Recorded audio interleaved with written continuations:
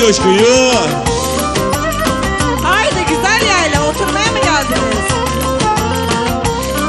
Çukurçal, Pınarbaşı, Sinop. Güzel yayla. Haydi bakalım Çukurcal.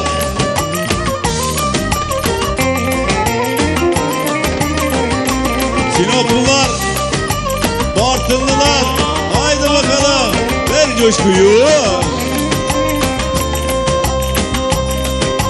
Ulus, nerede Ulus? Dizdarlı.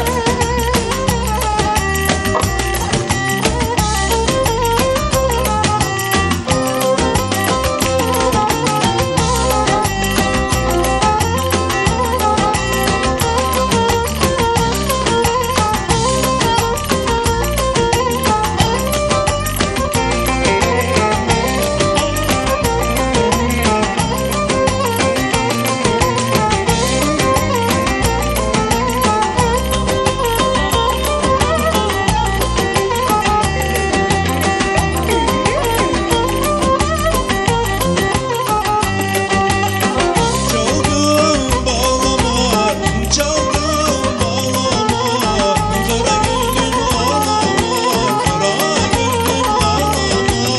Ben buralı değilim, ben buralı değilim. Kız bana gönül bağlama, ay kulum vurgunum sen yaktın beni. 15 sene mahpuslara sen koydun beni.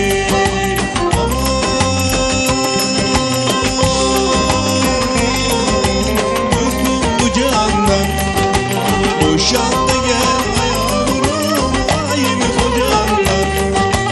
Aman aman aman aman aman aman aman, bıktım bu candan, boşan da gel ayağımın aptal kocandan.